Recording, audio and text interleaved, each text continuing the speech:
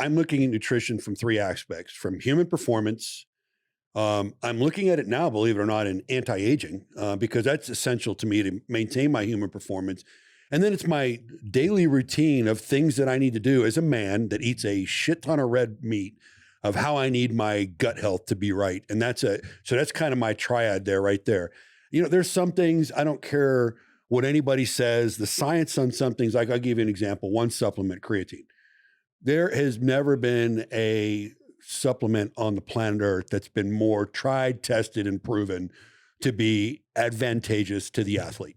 So it's one of those things that, I don't want to put on weight. I don't want to do this and that. Well, hey, it's the right weight. It's refueling the muscle. It's things of that. So you can look at your supplements in a different way. For me, when I hear the term cut weight, I'm going to change that. It's cut fat. Most people are amazed at what their body fat is if they do a true testing. And the only way to get a true testing is to get on like a DEXA.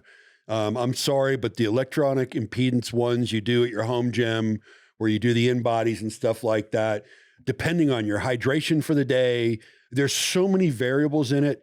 I'll give you an example. 2 years ago, when I was competing for something extremely elite, I was getting on a DEXA every month, and I was immediately getting on an in-body after it. And the in-body had me 2% lower body fat than the DEXA. Yeah. And the DEXA is essentially an MRA scan done for bone density and things like that.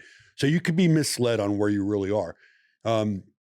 What do you, when you look at nutrition, if you were trying to tell somebody cut weight, which to me means cut fat, how would you coach them on that? What would be the basic principles you give somebody that's clueless? Yes. I mean, so assuming, right, you have easy gainers and hard gainers. So you're just a fat kid, right? That's just like, I have that genetic, right? You're a fat kid.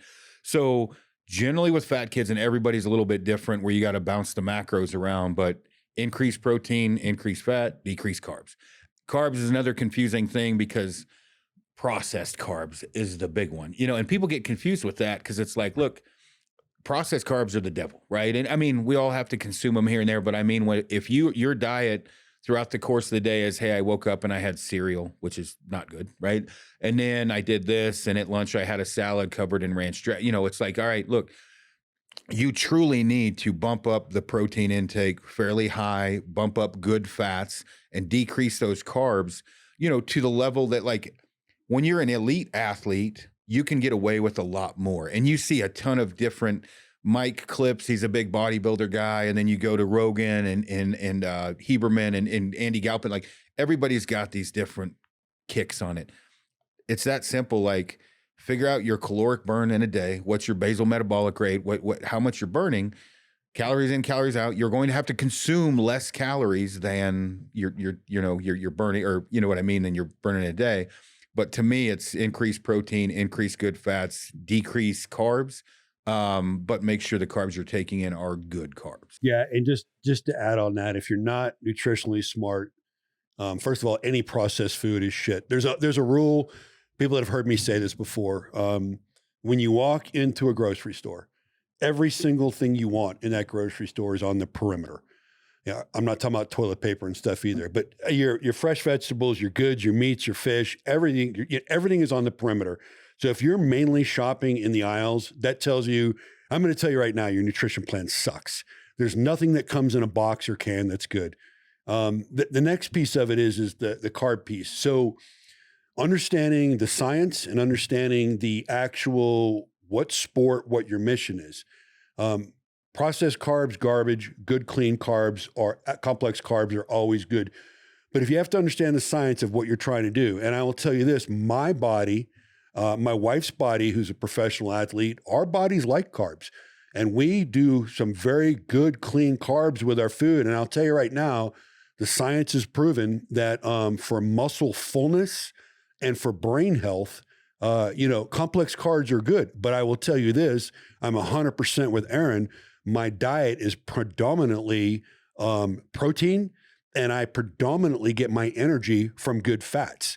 And, what are good fats? Well, we can talk olive oil, we can talk avocado, things like that. But you have to understand the science of what you're eating, and you have to also understand that there are some things, The biggest illusion I have is that you talk to people and you ask them, hey, what are your macros? And you're like, well, you didn't give me the fat content from all that red meat you're eating. That red meat you're eating is loaded with fats. They're good fats, depending on the meat you're having, but they don't even understand how to get macros. Yeah. Yeah. So I did a video recently, like, you know, hey, this is generally what I eat throughout the course of a day. And like, hey, here's some easy protein. Cause like there's times to like canned chicken or canned tuna, not the best in it, but it's a cheaper protein that, like, you know, when you're on a budget or whatever else, like for me, obviously I have a ton of elk, but like cottage cheese is something that's pretty easy. Greek yogurt's pretty easy. And so generally if I get on a professional high level athlete that's also a nutritionist, like they're making sure that they cover themselves explaining it's not as black and white as I make it out to be. Because when I make it out to be, I'm generally talking about a person who's pretty extremely overweight, right? In that time, as you're losing weight, you are also, as you're writing your own book, so to speak, going to figure out your body. Some people's bodies can handle more carbs than others. Some people's bodies function really well with less carbs. The thing is if you initially are just walking on a treadmill, you're trying to lose 40, 60, 80 pounds, that increased protein, increased fat, decreased carbs is a general rule of thumb, okay. As you're increasing your fitness and you're starting to go psycho, right? You're really getting that, it kind of shifts, you know what and when I say that, it kind of shifts, it may shift a lot, meaning like if I'm going to go hit 2 heavy workouts and do a 6-mile ruck, right?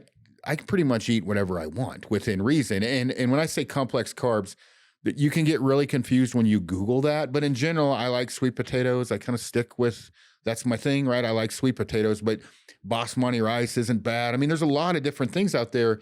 The thing is when people get super confused with this, it's like, it's not that confusing. Stop eating processed carbs. And if you're going to have carbs, eat them before 6 o'clock at night and make sure it's a decent carb, right? Don't worry about this guy said that this sweet potato is bad and you should, what you're doing is so horrible currently, it's not going to take that much to improve. So I try to simplify it as much as possible. No, you're spot on. And so there's, I'm going to go back to the 80s. There's a guy that wrote a book called Eat to Win, and it was literally the first nutrition book ever put out there. And he worked at this spa down in Florida at Bonaventure. And I actually, you know, nobody was doing nutrition back then. Everybody was just training harder. And, you know, supplements weren't even third-party tested back then.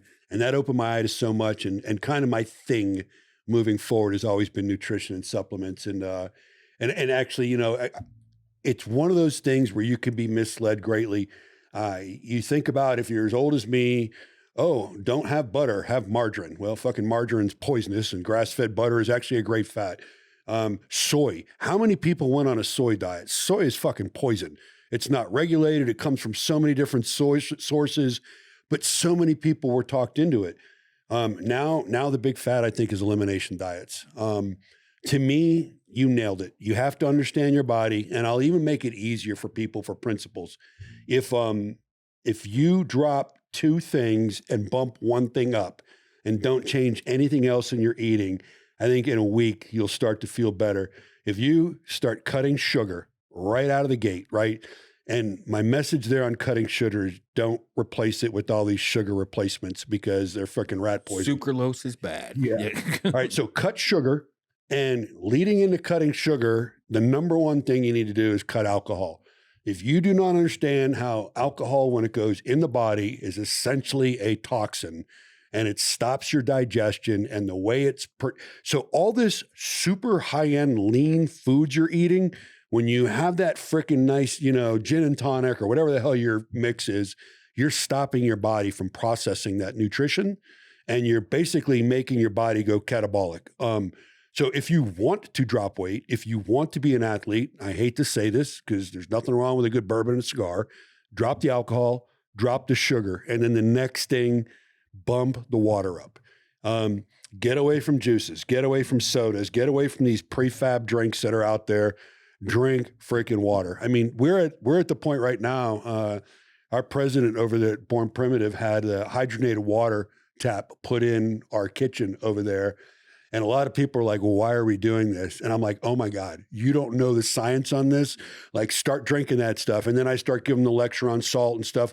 Tony and I are on the same page and all this. The science can't be beat. And water is like the miracle. If you look at how many people are going on kidney function problems, disease, dialysis and all that stuff now, it's if you think about nutrition nowadays and how much garbage is out there. Another rule I'll give you, Aaron, and I want you to pipe in on this. Besides walking the perimeter of a grocery store, the next biggest rule, I'll tell you, if it wasn't a food 50 years ago, you probably don't want to be eating it. So. No, 100%. And these are very easy things to follow. It's just laziness. And when I say that, I mean, you could go, really, 50 plus years ago, but like if somebody came to me and was like, hey, I have a great mental, I'm very regimented. I have good discipline. Like, what should I eat? And it's like, well, it's pretty simple. If it didn't walk on the ground or grow out of it, don't eat it, right? It's that simple. Now, again, people say, oh, you ate this or whatever. I'm like, yeah, when I travel, no one's perfect. But overall, like my course of my day is like moderate amount of cottage cheese, moderate amount of Greek yogurt, avocado, a bunch of red meat. I put olive oil in pretty much everything. And 100, for me, it's 120 or more, like 120 ounces of water a day. The more water you drink, you'll feel fuller. So the chances of you eating crap when you're out and about is less likely, I've noticed with people. I don't know that that's scientific, but your stomach's full with water. You're probably not going to be jamming food in your mouth. What people really need to do is, I don't do it anymore. MyFitnessPal, anyway, clocking what they put in. It's like, okay, why are you poor every month? And you go to like a financial specialist, they're going to be like, you need to write down everything you spend every day, every week. And then you're like, oh, I'm an idiot. I spend $17 every morning at the gas station. You got to do the same thing with food because people don't realize like what they're taking in each day. So the DEXA scan, figure out your body fat percentage, your caloric or your basal metabolic rate or whatever. At that point, calories in, calories out, right? You got to take in less calories to lose weight. Those calories that you take in, because technically, if you burn 2,300 calories a day and you ate 2,200 calories of donuts, you technically would lose weight, right? You'd be skinny fat, right? You wouldn't be in good shape. That's almost impossible to do. But if you ate 2,600 calories of chicken breast, you would gain weight. That's a very simplistic way to look at it, and don't do that. The thing is there's our diet plans like that. Like you'll see people munching on gummy worms and shit, as long as they're under a certain amount of calories a day, that is not good for human performance. It is not.